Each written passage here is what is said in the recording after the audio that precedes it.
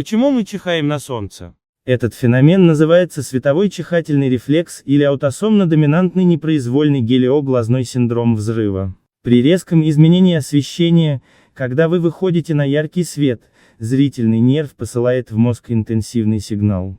Он проходит близко к тройничному нерву, отвечающему в том числе и за чихание. Сигнал может перескакивать на соседний нерв, и мозг ошибочно интерпретирует его как раздражение в носу. Это безобидная ошибка проводки в нашей нервной системе.